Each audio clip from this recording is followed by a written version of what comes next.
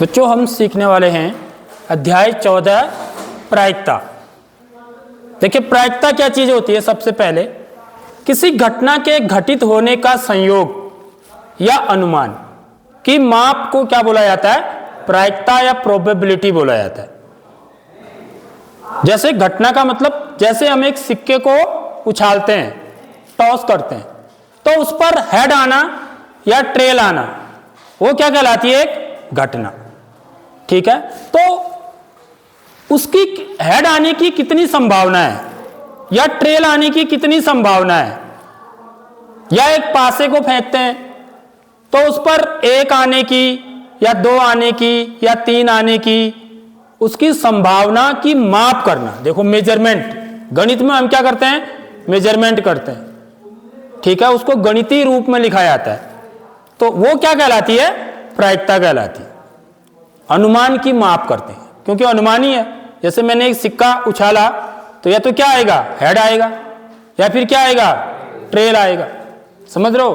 तो हेड आने का जो मेरी संभावना है, ठीक है, उसको गणितीय रूप में उसका मेजरमेंट वो क्या कहलाएगी? उसकी प्रायिकता कहलाएगी। ठीक है, प्रयोग क्या होता है? देखिए दूसरी चीज है इसमें प्रयोग, एक्सपेरिमेंट बोला जाता है। वह प्रक्रिया जिसमें सुपरिभाषित परिणाम प्राप्त होते हैं एक प्रयोग कहलाता है। जैसे मैंने सिक्के को उछालना है, यह एक प्रयोग कहलाता है क्योंकि इसमें मेरे को क्या होंगे? सुपरिभाषित परिणाम प्राप्त होंगे। यानी कि या तो मेरे को क्या मिलेगा? हेड मिलेगा, या फिर क्या मिलेगा?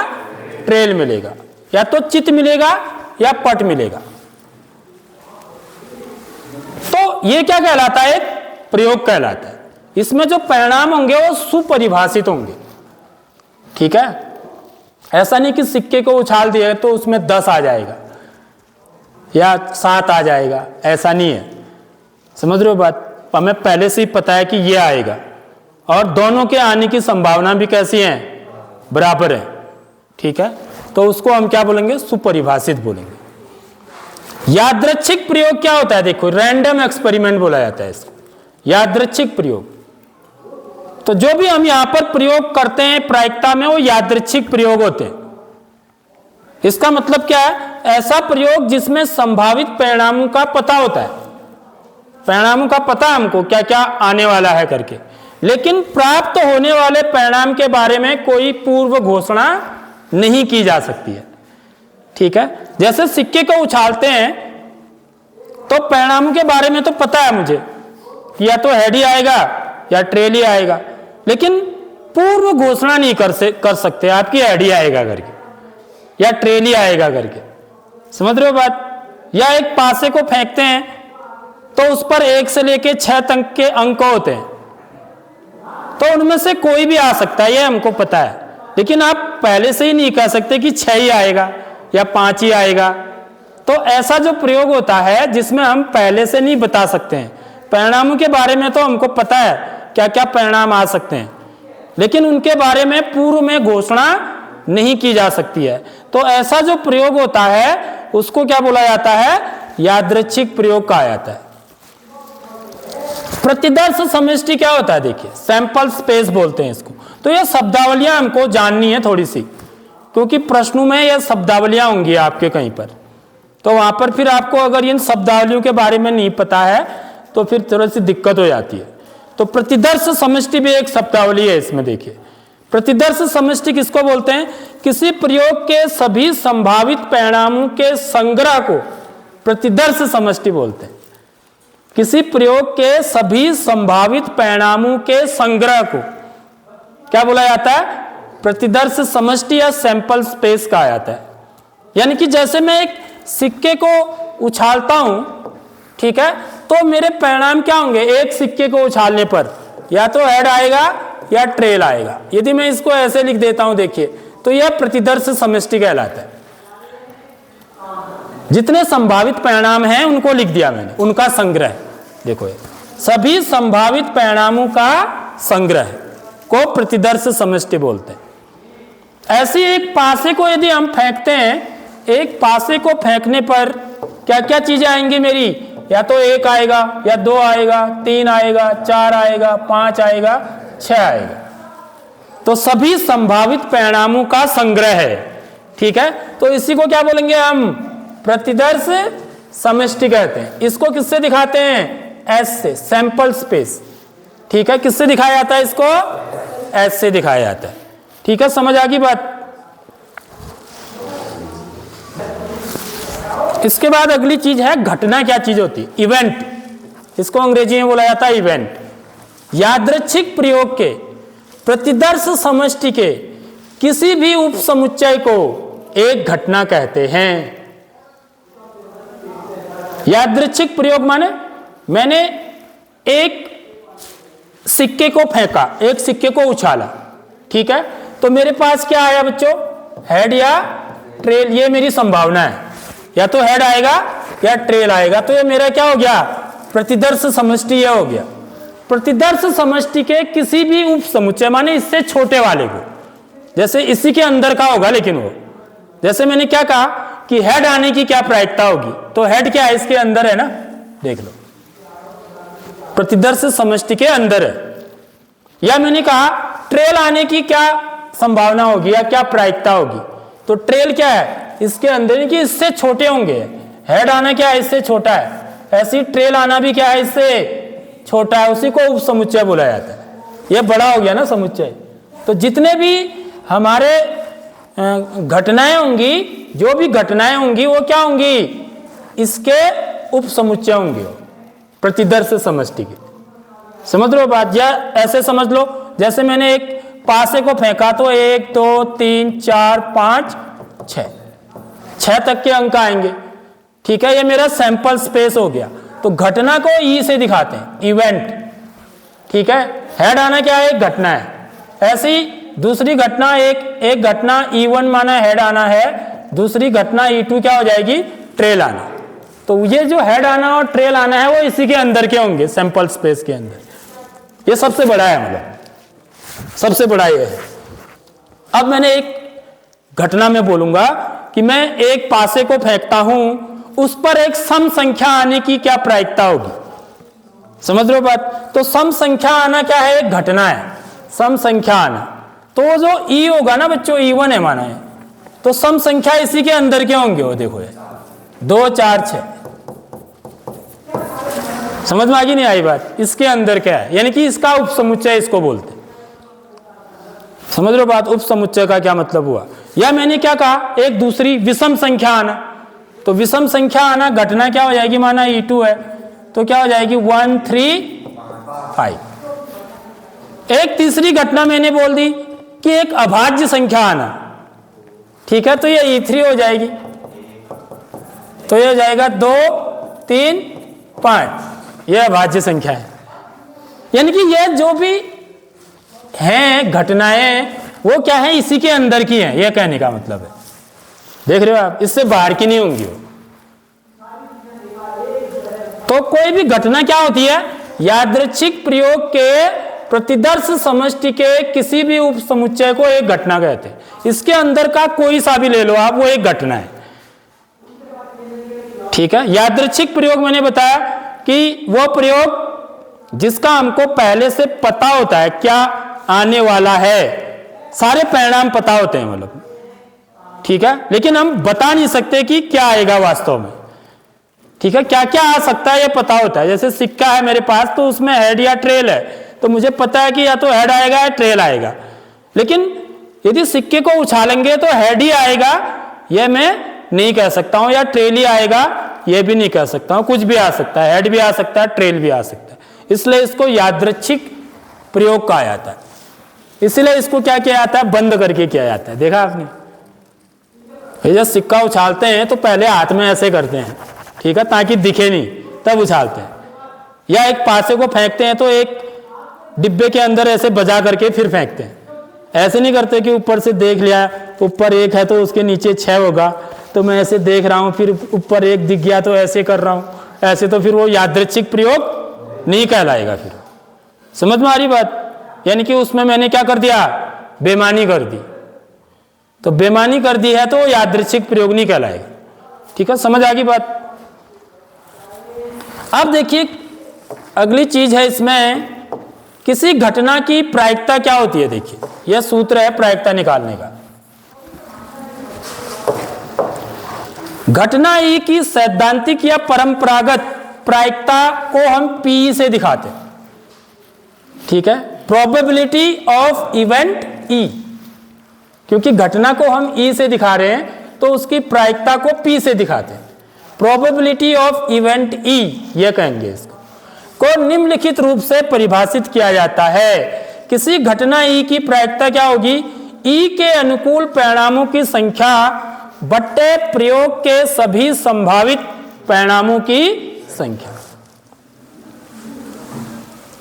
जैसे मैंने एक सिक्के को उछाला, ठीक है, तो मेरी प्रतिदर्श समष्टि में क्या क्या होंगे बच्चों, हेड होंगे और ट्रेल होंगे, ठीक है। मैंने एक घटना ली, इसमें मेरे को हेड चाहिए माने, ठीक है, तो हेड चाहिए, तो हेड आने की क्या प्रायिकता, हेड माने चित, चित आने की क्या प्रायिकता होगी, तो चित आना मेरी एक घटना होगी। समझ में आ रही बात। ई क्या है मेरा, चित आना, हेड आना, ठीक है। तो यहां पर हम क्या करते हैं, यदि इस घटना ई की मुझे प्रायिकता निकालनी है, पीई बराबर ई के अनुकूल परिणामों की संख्या, तो इसके अनुकूल परिणामों की संख्या कितनी है, यहां पर संख्या गिनते हैं, ठीक है। हेड तो एक ही है ना सिक्के में, तो इसको कैसे दिखाया जाता है, एन ई भी बोलते हैं, यानी कि संख्या लिख रहे हैं, ठीक है। एन ई कितना है, एक, समझ में आ रही बात। और एन एस लिखते हैं यहां पर, एन एस का मतलब कुल परिणामों की संख्या। देखो प्रयोग के सभी संभावित परिणामों की संख्या, यह हमेशा हर में आता है, डिनोमिनेटर में आता है। प्रयोग के सभी संभावित परिणाम, ये कितनी है इनकी संख्या, 2 है। तो एक सिक्के को फेंकने पर या उछालने पर उस पर हेड आने की जो प्रायिकता होगी वो कितनी होगी, पी एन ई, इसको ऐसे लिखते हैं, एन ई बट्टे एन एस भी लिखते हैं। समझ में आ रही बात। घटना के अनुकूल परिणामों की संख्या, यहां पर संख्या लिखी जाती है, एक, हेड नहीं लिखेंगे, एच नहीं लिखेंगे, संख्या लिखेंगे, कितने हैं, एक ही है, और यहां पर कितने हैं, 2, तो 1/2। ऐसी ट्रेल आने की भी क्या होगी, 1/2। तो यह सूत्र समझ में आया। तो इसी सूत्र से हम सारे सवाल करने वाले हैं। तो किसी घटना ई की प्रायिकता होगी ई के अनुकूल परिणामों की संख्या बट्टे प्रयोग के सभी संभावित परिणामों की संख्या, मतलब प्रतिदर्श समष्टि में जितने भी हैं, ठीक है, प्रतिदर्श समष्टि में। घटना ई की प्रायिकता एक ऐसी संख्या है पीई, तो ये जो पी होती है ना बच्चों, इसका मान ये कई बार पूछा जाता है सवाल, ये किसके बीच में होती है, 0 और 1 के बीच में होती है, और 0 और 1 के बराबर भी होती है। इसका मतलब क्या होता है, greater than and equal to, बड़ा है, पी जो है 0 से बड़ा है, और साथ ही साथ ये चिन्ह किसको बता रहा है, बराबर भी है। यानी कि जो प्रायिकता होगी किसी घटना की वो 0 भी हो सकती है, उससे बड़ी भी हो सकती है, ठीक है, और 1 से छोटी होगी और 1 के बराबर भी हो सकती है। और ऐसा कब होता है वो हम आगे क्वेश्चनों में पढ़ेंगे। कब किसी घटना की प्रायिकता 0 होती है, कब किसी घटना की प्रायिकता 1 होती है, और कब किसी घटना की प्रायिकता 0 और 1 के बीच में होती है। यानी कि आपका जो प्रायिकता वाले जो भी क्वेश्चंस होंगे उनके आंसर जो होंगे वो क्या होंगे, या तो 0 होगा या 1 होगा, या फिर 0 और 1 के बीच में होगा। 0 और 1 के बीच में कितनी संख्याएं होती हैं, अनंत होती हैं, याद रखिए। 0 और 1 के बीच में अनंत संख्याएं होती हैं, ठीक।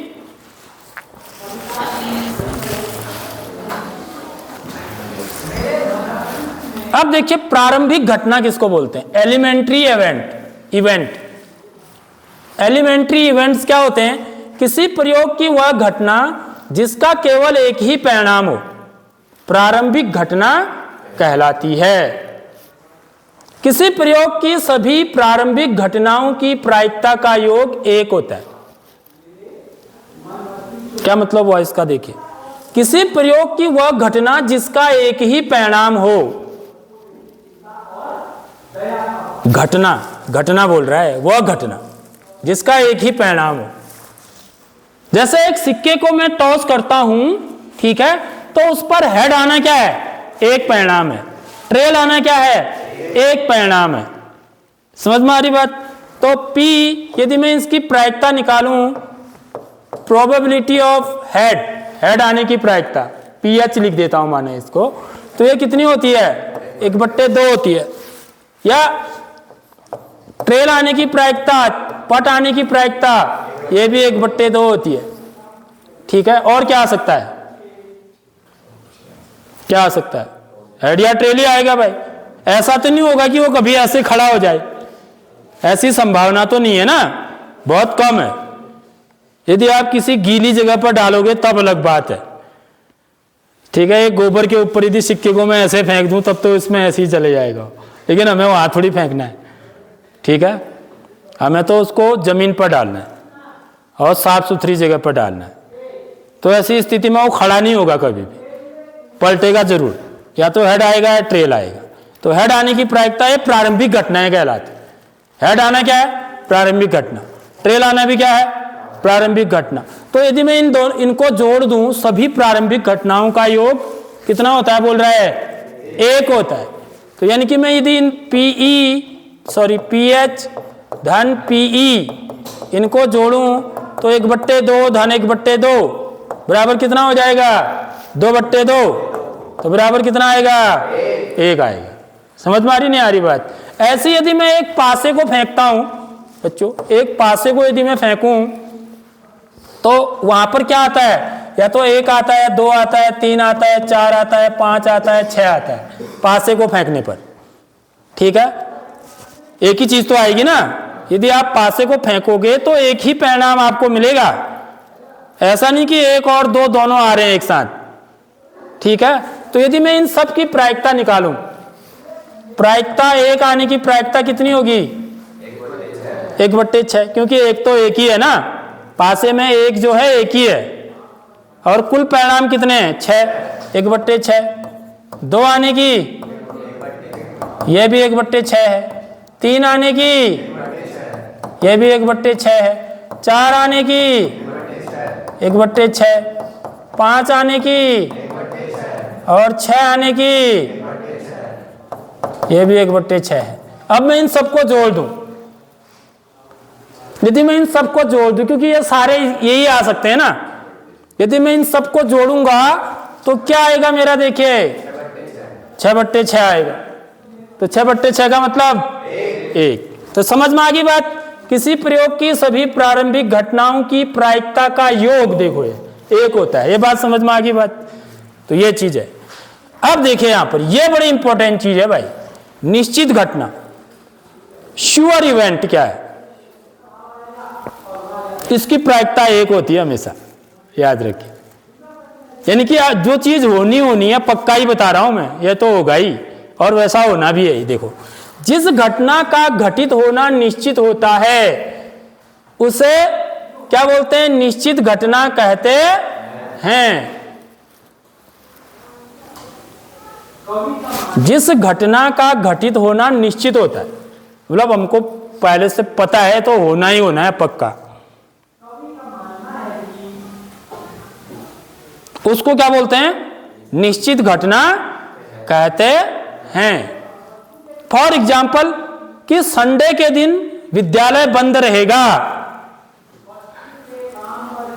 संडे के दिन विद्यालय बंद रहेगा, तो ये क्या है, निश्चित घटना है, बंद ही रहेगा उस दिन। ऐसी संभावना नहीं है कि खुले, नॉर्मली नहीं है ना। अब कभी विशेष कारणों से खुल जाए वो अलग बात है, हमको बुलाया जा सकता है, लेकिन बच्चों के लिए तो अक्सर जो है संडे को बंद रहेगा तो बंद रहेगा ही। ठीक है, तो ये क्या होगी, एक निश्चित घटना होगी। ठीक है, समझ में आ गई बात? तो इसकी प्रायिकता क्या होती है, हमेशा 1 होती है, सबसे ज्यादा होती है इसकी प्रायिकता। 1 जो है सबसे अधिकतम है प्रायिकता, सबसे कम कितना है, 0। वो किसकी होती है, असंभव घटना की होती है। असंभव घटना किसको बोलते हैं?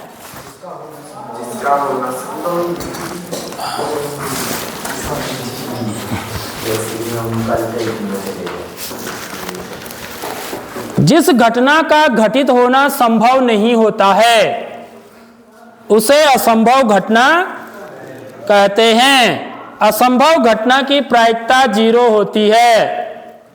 जैसे एक पासे को मैं फेंकूं और मैं एक घटना में बना रहा हूं कि उस पर चित आएगा, हेड आएगा। एक पासे को फेंकने पर आ सकता है?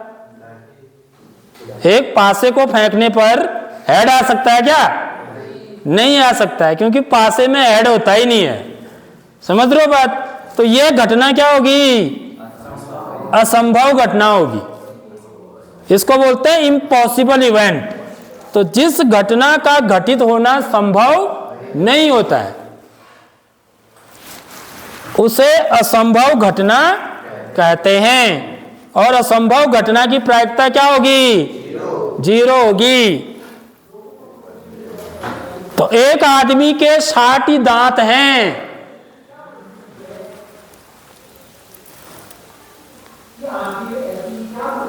यह कैसी घटना है? 60 ही दांत हो सकते हैं? 3 आंखें हो सकती हैं? नहीं। तो यह असंभव घटनाएं हुई। तो इनकी प्रायिकता क्या होगी? 0 होगी। ठीक है, समझ आ गई बात?